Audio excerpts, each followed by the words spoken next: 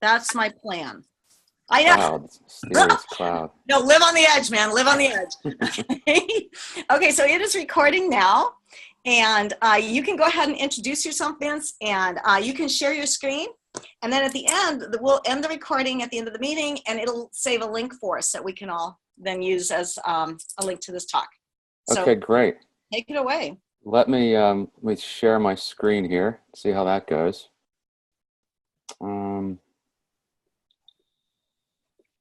Google Chrome. Guess that's what I want. Okay, so where am I here? Can y'all see my screen? Yeah. All right, let me ask you this question. If I go into this present mode, can you see just the slide, or can you see this? I just see the slide now. It doesn't have your presentation notes. Perfect. Yeah. So I get to look at my notes and you don't have to be bothered by that. I know, right? How cool. I love it when technology works. It's so rare. You got this, man. You got it. All right. Well, first of all, thank you all for joining. It's a small group, so we can really make this interactive if you want. So Caitlin, you're in Texas. So the rest of the folks that are in this class, they actually attend classes at Cal State, but this one just happens to be an online option? Yeah. Okay, great. And so you're all graduating seniors, is that correct? Undergrad? Yeah. Okay, awesome. So just by way of introduction, I'm Vince Sonson. I'm the founder and CEO of Balance Position. Not sure if you've had an opportunity to look at our website and learn anything about what we're doing.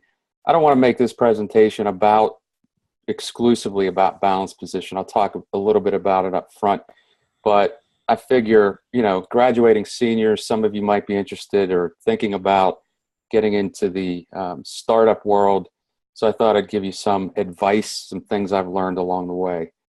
It's not exhaustive by any means, but hopefully you find something useful.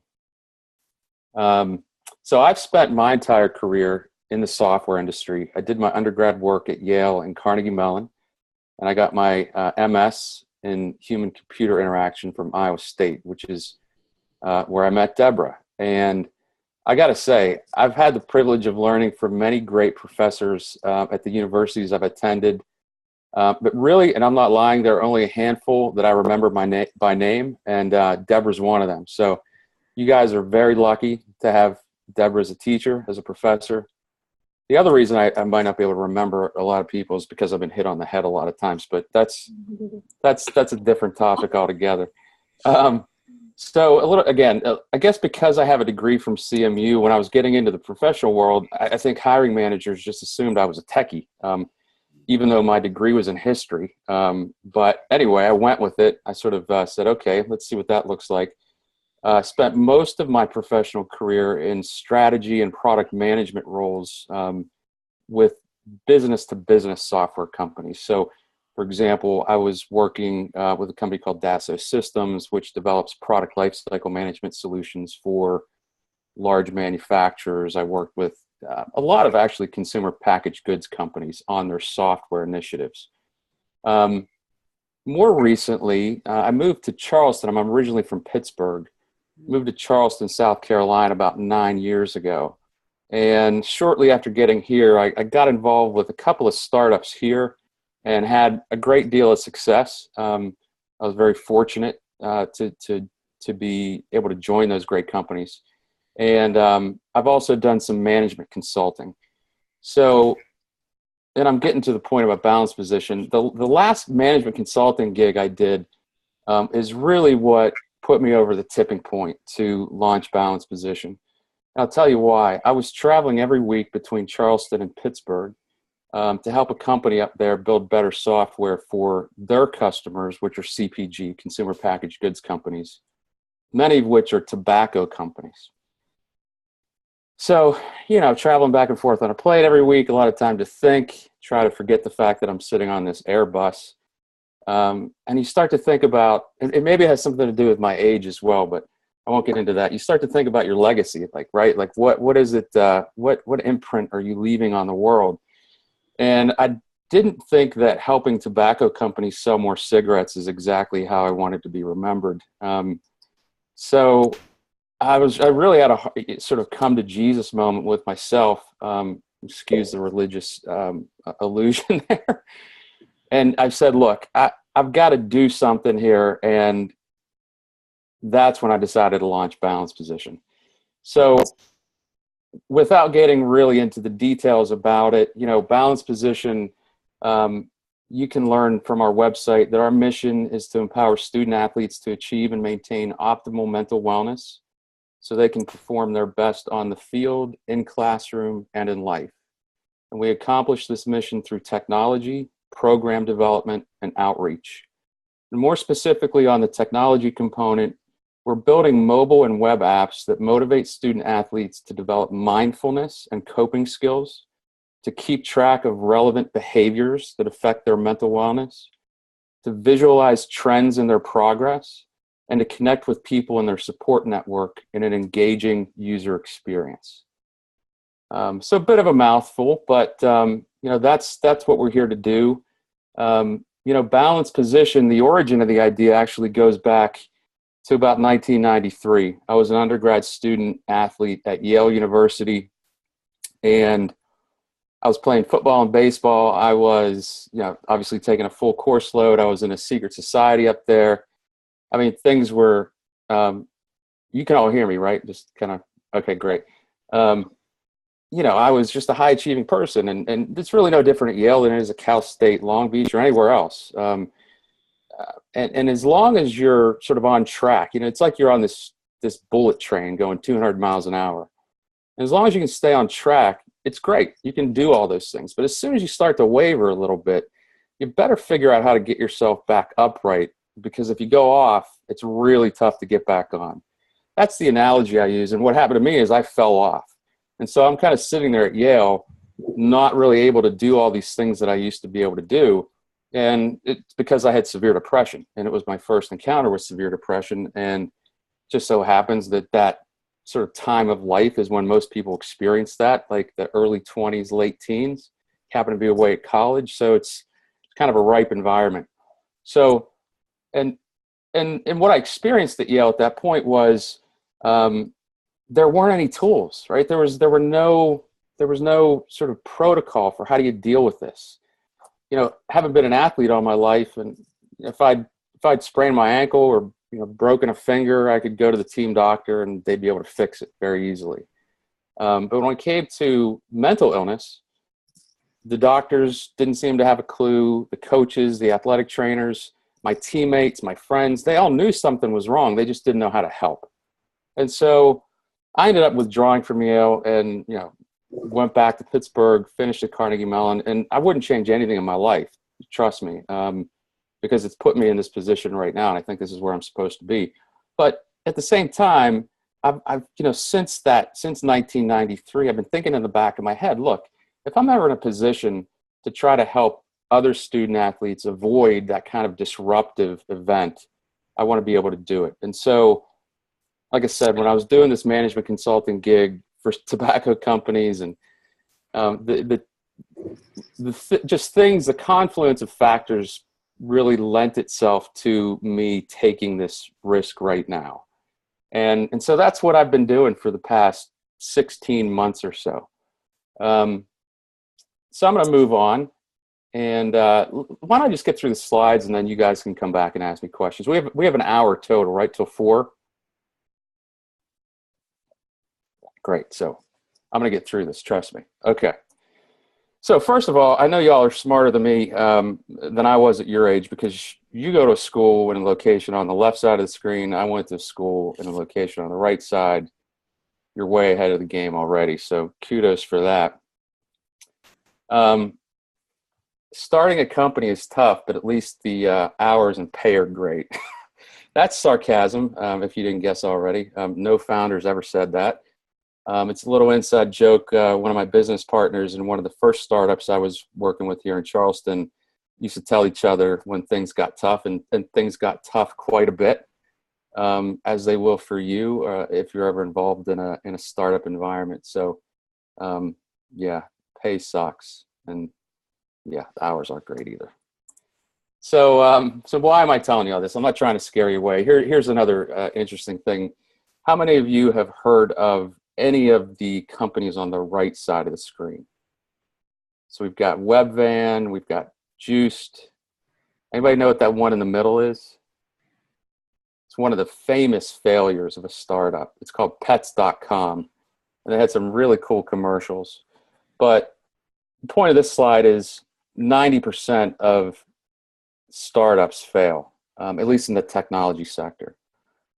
So for every Pinterest, you've got 9 of these other companies that don't make it. A lot of them have raised hundreds of millions of dollars. I mean, literally, I think pets.com, there's a great case study about it. They built this whole infrastructure with warehouses and everything before they even knew if anybody wanted to buy their stuff. But anyway, it's tough. And the reason I tell you this, again, not to discourage you, but to tell you that you're going to encounter hard times when you're involved in a startup organization. And if you're not very passionate about the problem that you're trying to solve, then you're going to quit. That's just the reality of it. And it's not a bad thing, because you can always learn something from every failure. And failure, when I say that, when I talk about failure, I'm talking about failure in financial terms.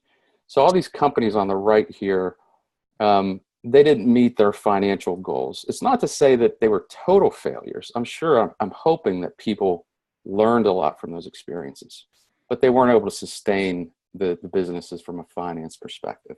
So you got to be passionate.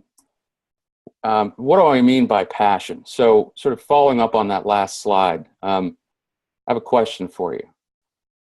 Here's the question. In a bacon and egg breakfast, what's the difference between the chicken and the pig? I'll tell you. The chicken is involved, but the pig is committed. So you got to say to yourself, am I the chicken or the pig? Because if you're the chicken in a startup, when things start to go the wrong way, you might be running away. You might be leaving the hen house. But if you're the pig, you're committed. So the image that you're looking at, just to give you a sense of how committed I am to this topic.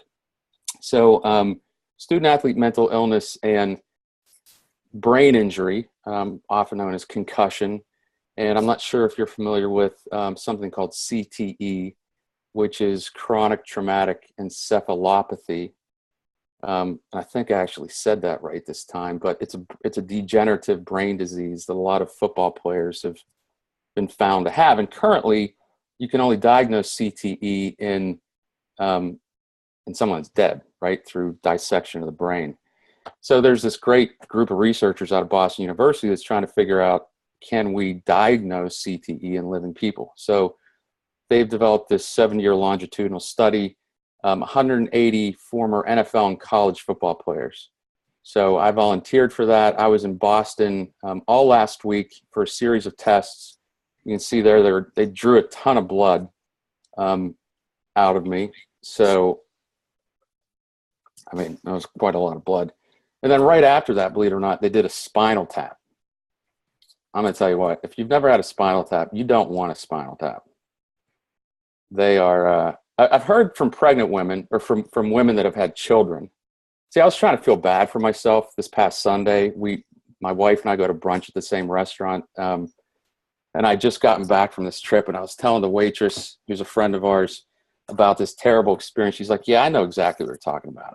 I had twins in my belly when they were doing that to me. So don't even, and that's when I was like, I'm just a wimp football player, of course. But my point, again, is just that I'm so passionate about this problem that I'm willing to put myself in a position where I got needles stuck. And by the way, while I was having a spinal tap, I had what's called a vasovagal event, which means my blood pressure went down to like really low. It's not uncommon for people to have those, but I almost blacked out. So I was willing to do all that stuff because I'm so committed to solving this problem. So Another thing, when you think about, again, and we're still kind of on the section of, are you thinking about being in a startup or starting your own? You got to have the passion.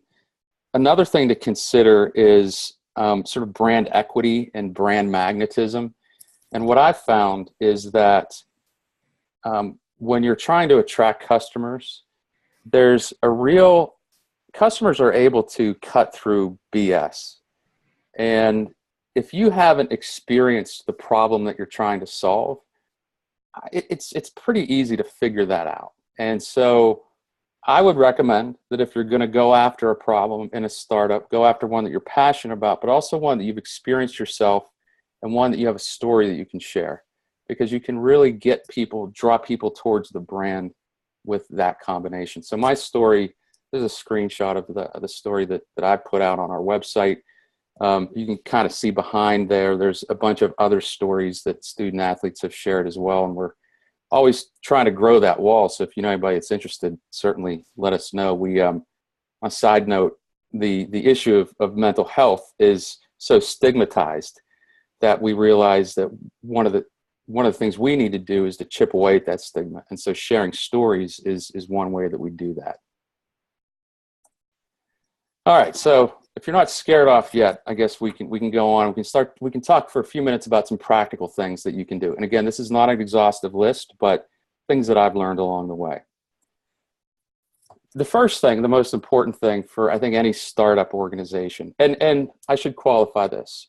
So the advice I'm going to give you is for startups in the technology space. So think like software or other creative knowledge worker type products. The best way to describe it is nothing that requires a lot of manufacturing equipment and capital investment up front. So if you're trying to build a new pair of shoes or a new car or a plane, a lot of what I'm about to say might not apply because you necessarily need a lot of capital up front. And you'll understand why in a few slides when I talk about getting investors and that sort of thing. But so just kind of keep that in the back of your mind. My experience has always been in developing soft products that don't require necessarily a ton of investment up front. But this particular slide, I believe it's true for all organizations, whether it's you're building a new widget, a shoe, a car, whatever, or you're developing software. Getting to what we call product market fit is the thing that you have to focus most importantly on and spend most of your energy trying to do. So what is product market fit? Product market fit is not where you go to your family reunion and you tell Aunt June and Uncle Bill that you've got this great idea for this product and they love the idea and your friends all love the idea. That's not a true product market fit. Product market fit is when you actually take what we call minimum viable product, something that is testable. You go to your target user group and you give it to them and you sort of interpret how they use it or not and get their feedback. And not just do they like it, because a lot of people will like things, but also will they pay for it? Doesn't necessarily mean pay for it in dollars, but some form of currency exchange has to happen to demonstrate that there's product market fit. So here's a great picture. I actually just found this one preparing these few slides here. It's great. So you've got, like, imagine the mom, right? She's in the passenger seat. That's your mom saying, hey, this is a great idea, Vinny. Way to go. Love the car. But then, you've got your target market, right? Who's in the driver's seat saying, I don't know. I don't think you really thought through this or planned it well enough before you went into production. So although that guy looks like he doesn't mind having bugs in his teeth, I'm not sure that most people would. Does that make sense generally before I get past product market fit? And a key thing here, and it really bleeds into the next slide, but you want to get to that fit or not fit, in the case that happens a lot of times where you invalidate your hypothesis in the cheapest and fastest way possible. So what does that mean? And again, from a technology standpoint, what I've found in my career is I've kind of carved out this neat little space at the intersection of lean engineering. I'll talk about that in a second, of human-centered design and agile development. Just raise your hands. Have you guys heard of any of those terms, most of them before? Okay. So lean engineering, it came out of kind of the manufacturing world. Six Sigma is another technique that people use, but in a nutshell, all lean engineering means is when you look at a process from A to Z, you take out all the parts that don't add value for the customer. So if there's any overhead involved, you rip it out. Real quick example, I was talking to one of the doctors at Boston University, and he was talking about their medical system that they've installed called Epic. And if you haven't heard of Epic, you probably will at some point, because it's electronic medical record software that seems like every hospital is now using.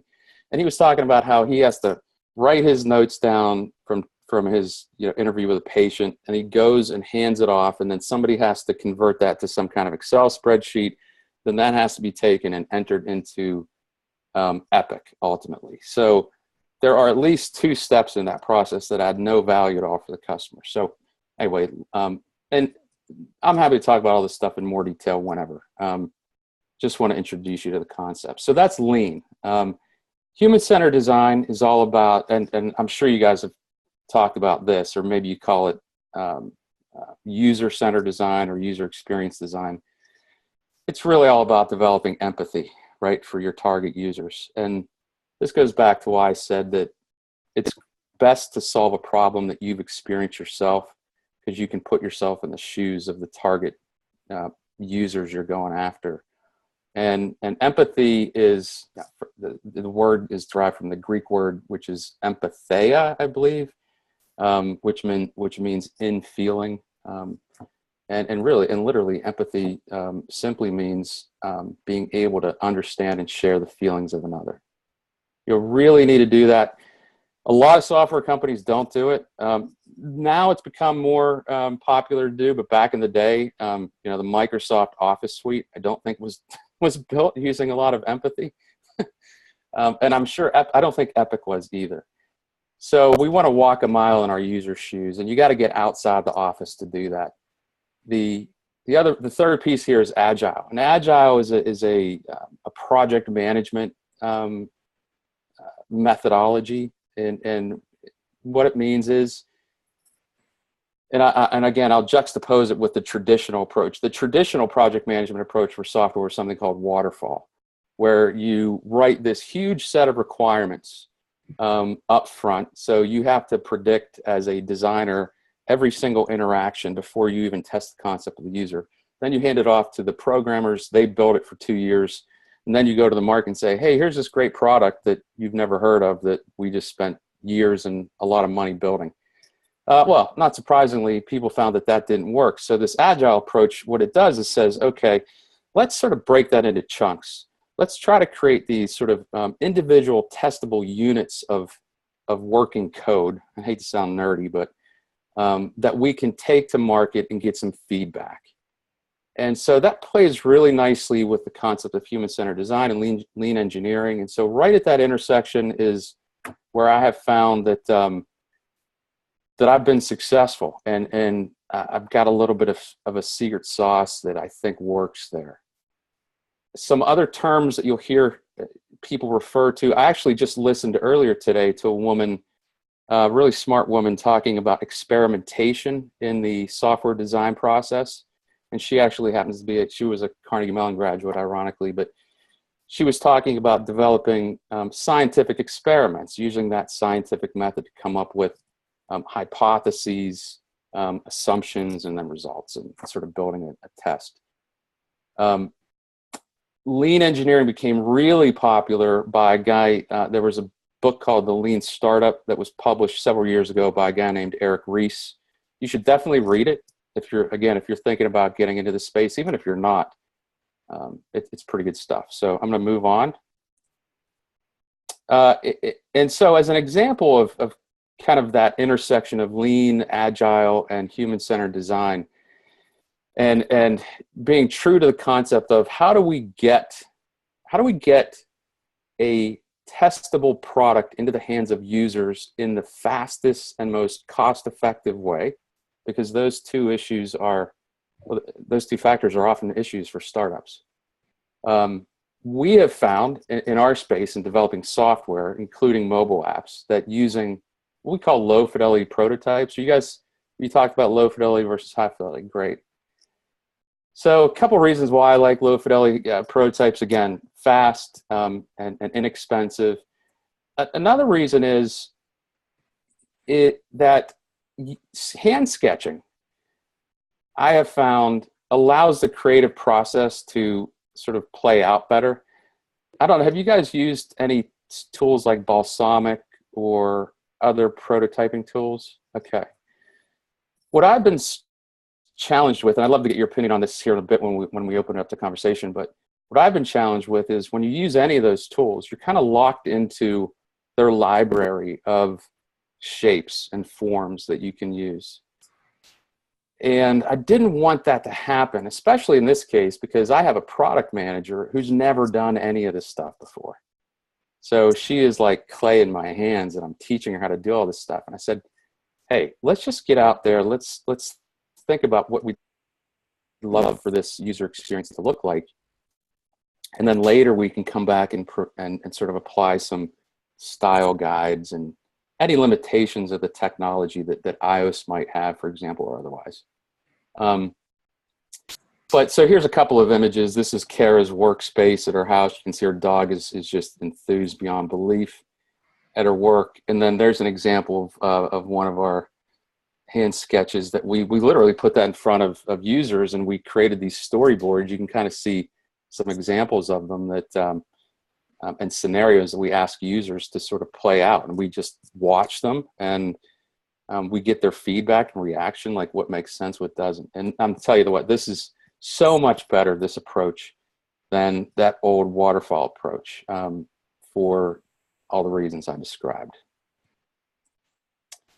On the business side of the startup space, of the startup initiative, I guess, there are some pretty cool tools out there for you to use. This one, so you've probably heard of a business plan, right? It's kind of the classic thing where if you're going to start a business, you got to have a business plan. And if you're going to have a business plan, you've got to have a 5 to 10 year revenue forecast, and you got to make it look like a nice hockey stick curve to get anybody's attention from an investment standpoint, and you got to have all this stuff. So you're essentially making all these assumptions about your business, which again, in certain businesses that require a lot of capital investment up front and that are more predictable, let's say they're extensions of an existing product, or at least extensions of an existing product category, you can do some of that stuff. So you can have some more accurate, believable revenue and budget forecasts. Let me tell you, when you're bringing a brand new product to the market or creating a new category of product, you have no idea. And you really don't. You have no idea how the market's going to react to it. So to spend a bunch of time trying to craft these fortune teller revenue stream numbers, I found it's a waste. And it's not just me that's found that. A lot of smart people before me found that. So people like Steve Blank, who was his famous Silicon Valley guy, who was actually the mentor for Eric Ries, the guy that wrote the Lean Startup. Steve Blank said, look, he said, I've never met a business plan that survived first contact with the customer. And that's so true. So we don't waste a bunch of time trying to create this business plan as like a fortune teller. It's not going to work. So tools like this have been developed. It's called the business model canvas. And I find this to be great because I look at this and I say, okay, if I have a pretty good sense of where I am across those 9 aspects that you see on the screen, then I have a pretty good grasp of how I'm steering the ship, and I can move forward with, though, the knowledge that this is a living, breathing document. You can't just, it shouldn't be an artifact, which too many of these documents are, right? Too many times you create a business plan or something like it, and it sits on a shelf, and then 2 years later you come back and look at it. No, we don't want to do that. So living, breathing document. Good strategizer is, I actually think it's a Steve Blank company, but They have some other tools that are available as well, and I have a link to their site there. I'll certainly share these slides with you. This is a little bit repetitive to the last slide, but this is what happens if you want to. So I always say don't take money until you have to from investors, because as soon as you take money from investors, you almost necessarily have to conform to their wishes. And their wishes are they want to see those revenue projections. They want to only think about your business in terms of the return on investment it provides them. And that's not a bad thing. They have a right to do that because they're giving you money. But if you're a mission-based organization like we are, you could potentially see your mission compromised by that. And I would just say, even if you don't consider yourself a mission-based organization, if you're starting a company that does not require a lot of capital to get going, don't take money. There's no point in it. Wait until you have to. And especially if you do take money, wait until you have a working product and preferably a paying customer. Because if you don't have those two things and you go to an investor, even if they call themselves an angel investor, you have no leverage. They're going to say, okay, we want $1 million. What do you want $1 million for? Okay, well, 50% of my company. What's your company worth? Well, I have no idea what my company's worth. And they kind of bend you over the barrel, unfortunately, in those situations. So avoid taking money as long as you can. Make sure you have a working product and paying customers if possible. The other thing, so if you're not going to take money, you got to find a way to supplement your income, right? So there's a lot of ways to do it out there. Drive for Uber. There's a classic story about a startup, and I always forget who it is. The founders, they sold vacuums door to door. I'll have to look it up, but it's a company that was eventually really successful.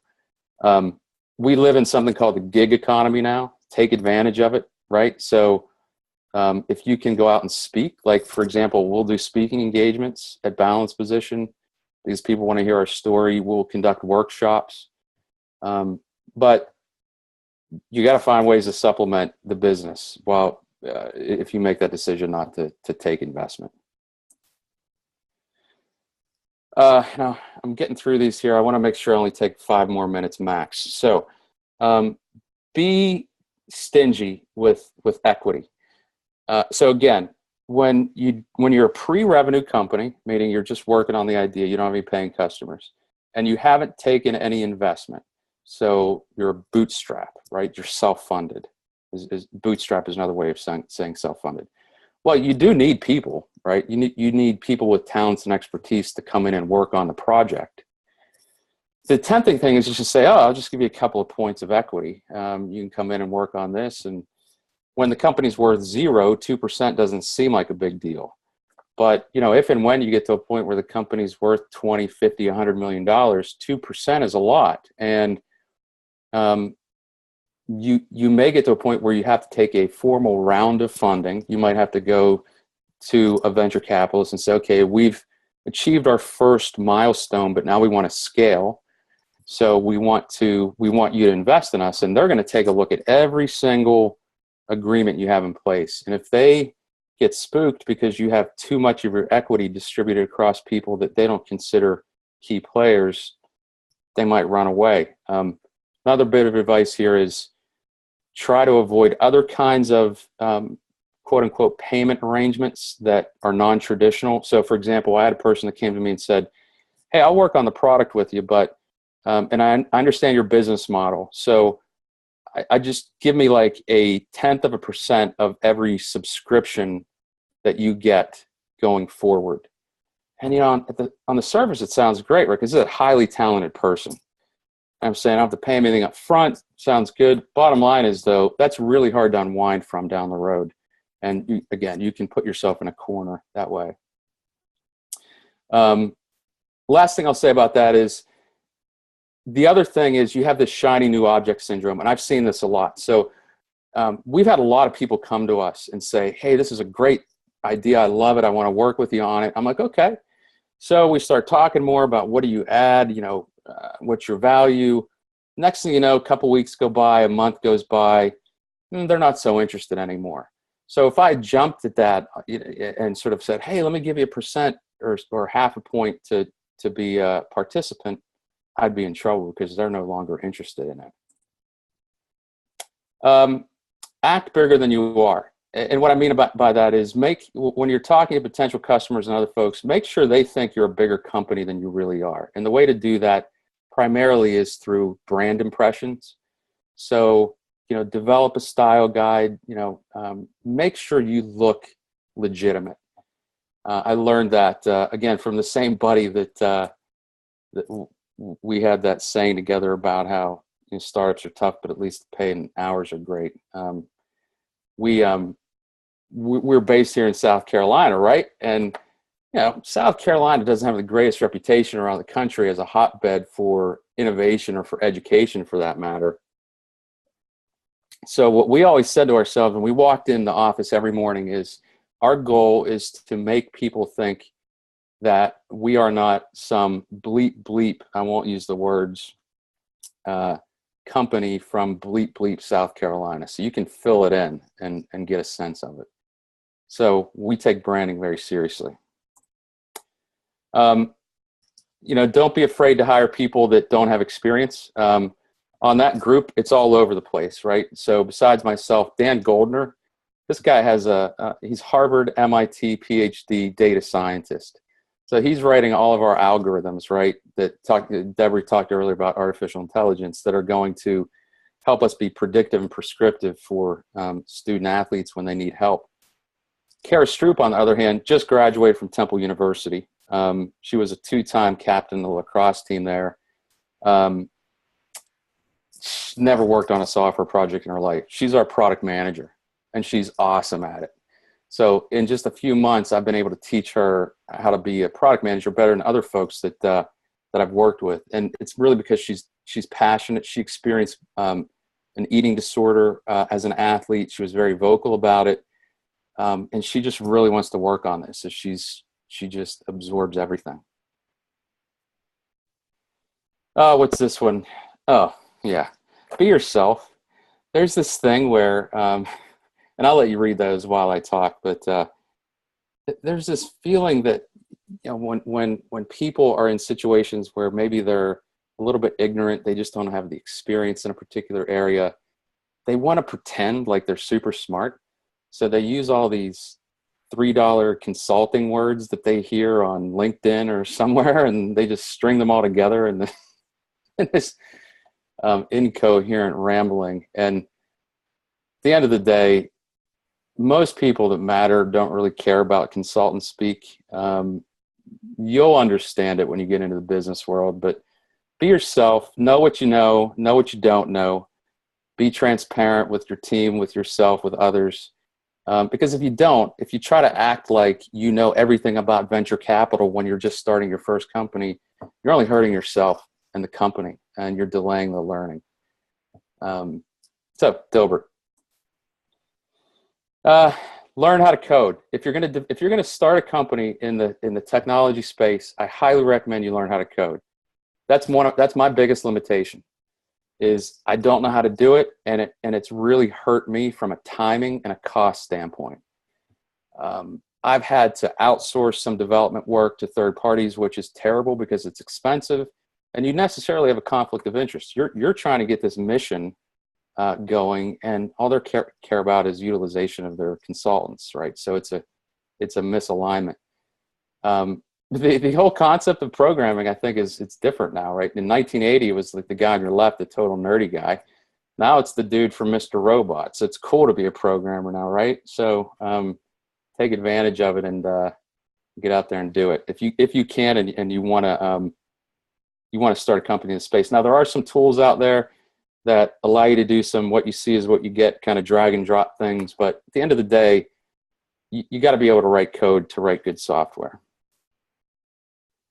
And the last real slide here, I highly recommend you go out and read and listen to Simon Sinek's talk on TED Talks called How Great Leaders Inspire Action. Really worth 20 minutes of your time. This kind of goes back to the reason that you're working on a problem. And most companies, when most companies out there, you see that why, how, what. Most companies talk about what they do from the outside in. So they start with what, they go to how, and then they talk about why. The great ones really reverse that. They talk about why first. So definitely take a look at that. Again, there's a link there. And then the last slide I have is just a picture of my dog, which I always put on my slides because he's my man. I don't have any kids, so that guy there, he's So my cute. best buddy. Yeah, his name's Louie. He's obviously a three-legged dog. We rescued him after probably was hit by a car. They had to amputate the leg, and anyway, he lives a pretty good life now. Goes to the beach every day or so. So with that, I'm going to sort of open it up to questions, comments, anything. Hopefully that was useful for you. What are your thoughts? How else can I help you?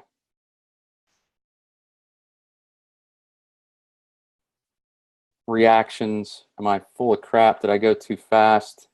Anything stick out? What distinction do you have that is making it for just athletes and not just normal college students? Fantastic question. The answer is nothing. The product that we're building is one that can be used by anybody. Okay.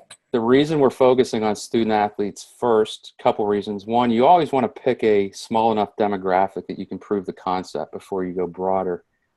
And two, we just happen to have a lot of personal experience and stories and connection to that space. But we've been approached already by people who say, well, why not just make it available to the general student body? The answer is yes. We've been approached by the military. The Pentagon has some kind of program they're working on. But yeah, it's really, so now as a leader for the company, I have to listen to the market and say, when do I pivot? Or when do I just keep going forward? But good question.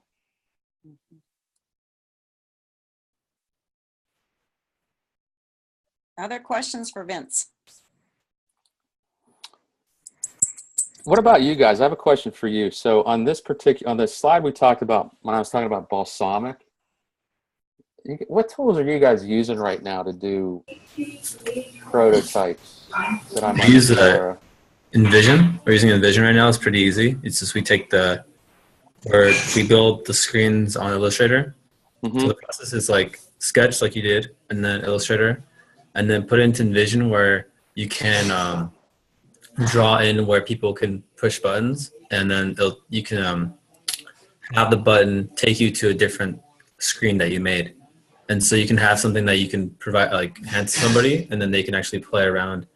And there's no coding involved. It's strictly just the screens and then being hyperlinked together. That's awesome. And is there a way to do heat map tracking on that? Like, so you can see where somebody's clicking if they're doing it remotely? At the moment, I don't know. We don't have that option. Maybe it's like a premium feature, but the version that we have, which is free, doesn't have that, unfortunately. Okay.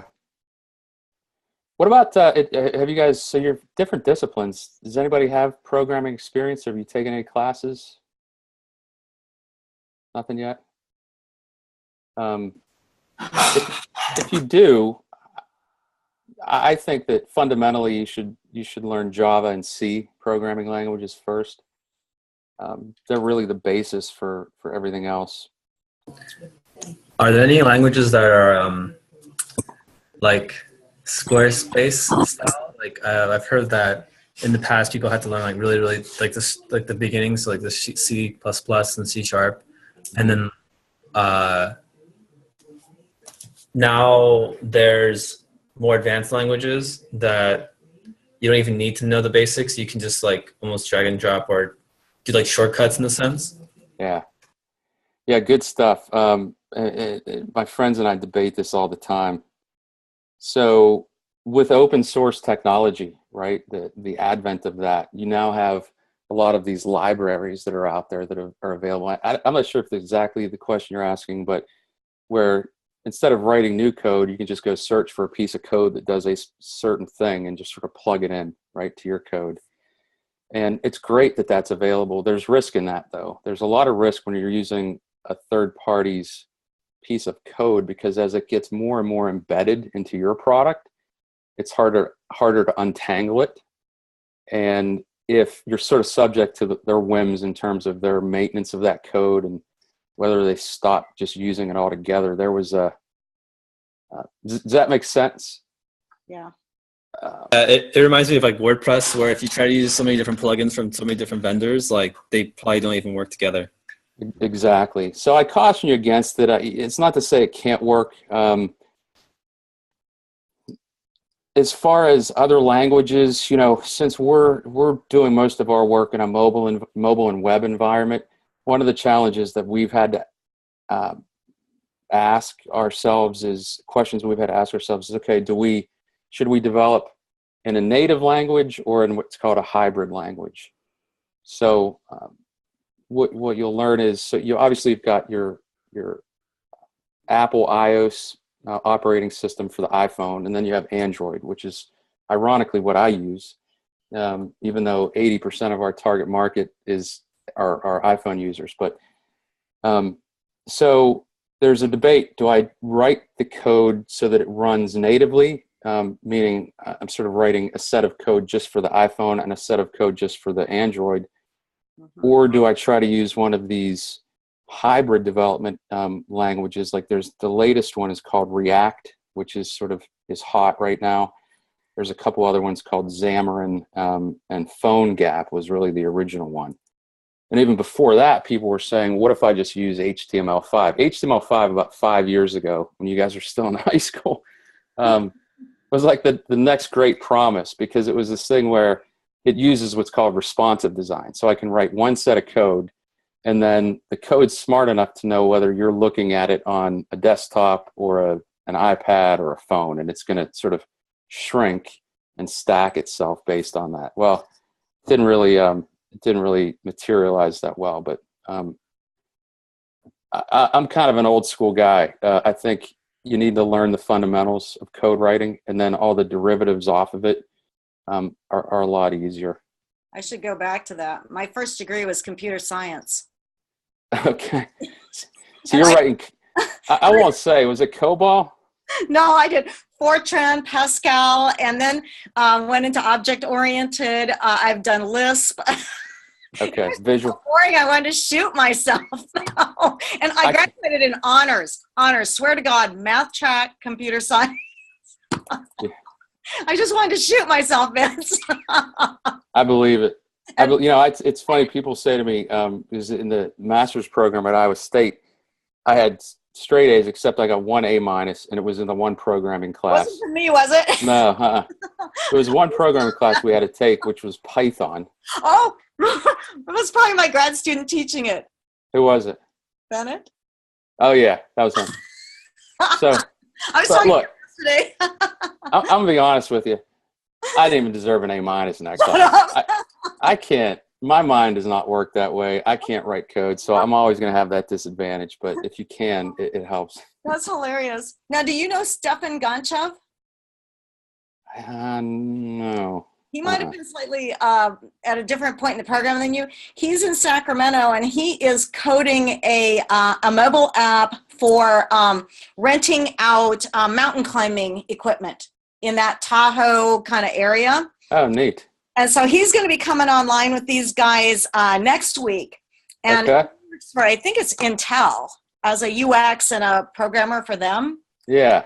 And so I'm going to have him talking more about the programming language and that aspect. Okay, neat. Yeah, and I still talk to Bennett all the time. So maybe Python's our gig. Well, if you guys thought I was nerdy, I don't want to wait till next week. It might be even nerdier. You don't know. You never know. No, I got into this human side. I try to take the cognitive psych route into human-centered design. Yeah. I'm what proud else? Of you. That's awesome. Yeah. Well, thank you. Yeah. What else? Any other questions? Yeah, can I ask you a business question? Yeah. So, how do you use any softwares to handle your accounting or like your tax preparation? We have an accountant. that we work with. Yeah. Right on. Why? What particular are you asking about? No, I'm just asking because QuickBooks? maybe because I have an LLC, and so I'm still QuickBooks is the best bet. QuickBooks Yeah, for sure. it's good. It's good for that. Thank you. Good for that. Sure. The other thing I didn't talk about was project. Well, I did talk a little bit about project management, Agile, but not the software. Jira is kind of a popular one for software development projects. So if you ever hear that, I'm just giving you a bunch of buzzwords. You can say, "Oh, I know that." You can go to a cocktail party and really stimulate people with this conversation.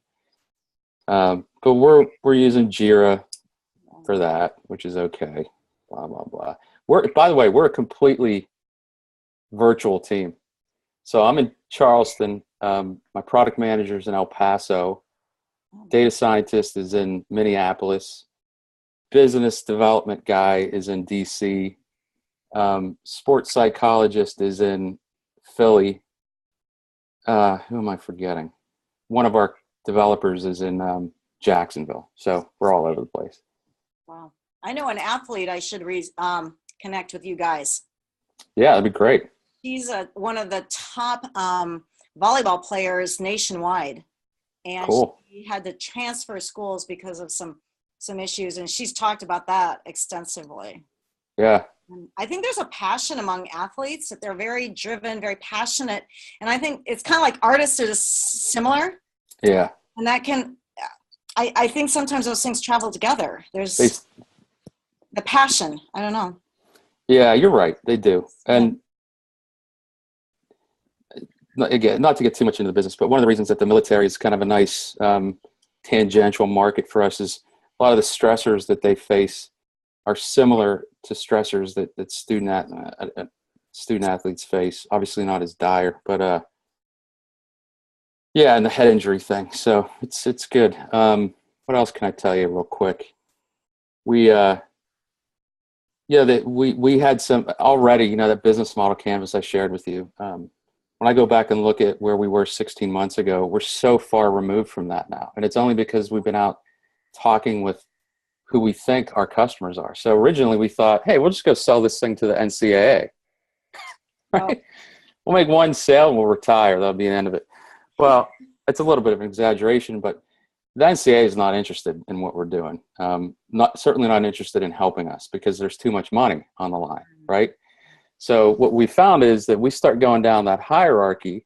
So from the NCAA to the conferences, to the schools, to the teams, the closer we get to the student athlete, the more we find people are wanting to help in this regard. So we went from having a business model, right, that was, all right, let's go sell an enterprise subscription to a school that has 500 student athletes for, let's say, $50,000 a year, right?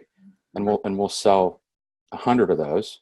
To now we're saying, you know what? We're actually going to go the other way. We're going to go grassroots. We're going to target the end user specifically. Yeah. And it's a freemium model, which you may have heard of, Deborah and others. If you haven't heard the word freemium, you've experienced it when you go on and you download an app that is free to use until you want to do certain things, and then you have to pay. Yeah. So that's our approach now, which is to get that grassroots adoption and sort of see if it'll bubble up. So a lot of good, yeah. Quick question. The mission-based is a big deal. Mission-based businesses and kind of a distributed direct-to-consumer model. Absolutely, yeah. For us, since we're not really familiar with programming or app development, let's say we wanted to team up or hook up with somebody who is familiar with that side of it. Mm-hmm. How would what are some ways to help us figure out who's a good partner versus who is not going to be the right person to work with? And that's a great question that I definitely can't answer in a few seconds. You're welcome to ping me offline and we can talk. There are hundreds of sort of groups that you can find online. I find it's just word of mouth to answer your question as concisely as possible. It's networking through people you know. Deborah actually just connected me with a designer that I'm meeting with tomorrow for the first like him? time. He's Yeah, I'm excited to meet with them. You know, ironically, and this has been true for so many people we talk to, I told him a little bit about what we do. He looked at our website. He's like, "Oh, this is so important to me. I had a couple of brothers, and you know, they were student athletes, and they had these kinds of issues. And it's just weird how much that keeps happening to us." I've been in a lot of businesses. I've never had this many people want to help us just because it's the right thing to do, which is pretty cool.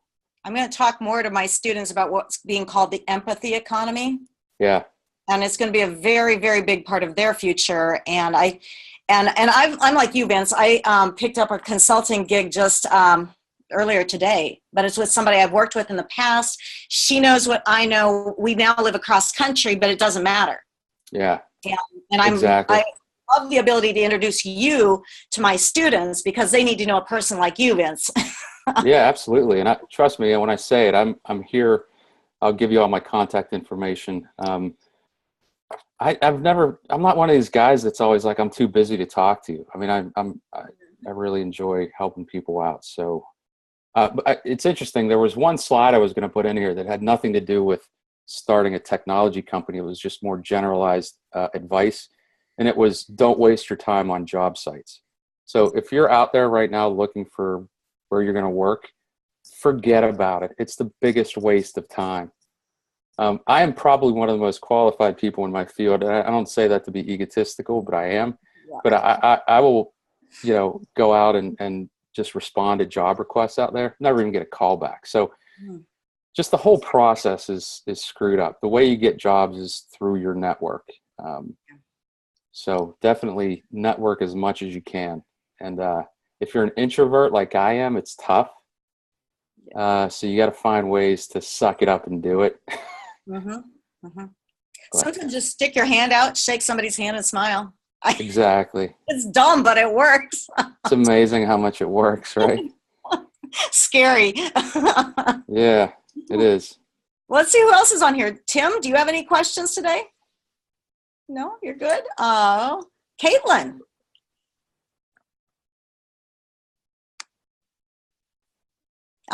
You're on mute, I think, Caitlin. Oh, sorry.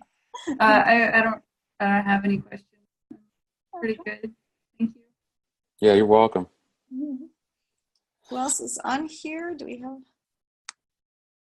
I think Alyssa was. She might have dropped off. Yeah, I told people they can kind of come and go. We're scooting in between studio classes and. Yeah, no worries. I know what it's like. So, do y'all go to the beach every day out there? Was I right in my first slide? Not too much. Especially these design classes have too much homework. We're kind of stuck inside our rooms. That sucks. I'm shameless, Vince. I post a picture with palm trees at least once a week. I do the same. Back at you. I love it. I do the same thing to my folks in Pittsburgh. Like, hey, we're at the beach again, February. How you doing? Right? Rock Yeah, on. exactly. Yeah, Well, Vince, good if stuff. you come out here, we'll take you to the beach, man. I was just about to say, I'd love to do this again in person. So let's figure out how to make that work. Your dog would love Dog Beach. I'm just saying. He would. I like South Carolina, where I live. I do, but it's not California. Like I spent a lot of time in Santa Barbara when I was working with a company nice. based out there. I mean, the weather's, it's just, you have no bugs, none of that crap that we have here. Now, do you know Bo Campbell? Do you remember him? No. He's at IBM now. He was another HCI. Oh, yeah. I do remember, yeah. Yeah. He might have been in one of your classes. Bo was on a week ago, and he does. Oh, cool. He does accessibility and works for the IBM developing all their accessibility features in their business-to-business and business-to-consumer products. Oh, fun. So, yeah. So a lot of fun people out here. So I really enjoyed the curriculum at Iowa State. I know we're getting off topic, but that was fun. I'm always off topic. Do you guys have more questions for Vince? Anything you can think of? I don't know how we're doing time-wise. Yeah, we're right at just a minute or two over. So, do you have anything else, Vince, that you'd like to tell these young entrepreneurs? I'm packed full of useless information. So just reach out to me at your wish, and I'll try to help as much as I can. Well, this has been terrific, Vince. I just want to thank you so much because this is so exciting. This is our first design online lecture series, and you're one of our first guests that Awesome. we're bringing in. And we will be posting this talk so that the other students who were unable to be here right now can still have that. You can have access to it. And certainly, I can't thank you enough because I think this is the kind of thing that I would have wanted to hear as a student. And I'm hoping that by connecting people to people, they can see the kind of businesses you've developed, the passion you have for your business, and just how far it can take you. So, yeah, outstanding. Well, and I'll just say it's all about passion. Otherwise, you won't make it. And even if you do have the passion, you're probably not going to make it. But at least you gave it a go. And then just one last thing escaped me, but whatever. We can talk again. And I know what I was going to say. This was great for me because I'm so mired in what we do on a day-to-day basis in the weeds. To be able to kind of step back and look at it, really cool, really refreshing. So thank you for the opportunity. Well, thank you once again, and we'll keep in touch, Vince. Sounds good. Thanks, guys. Thank you. Thank All you. right, take care. Guys.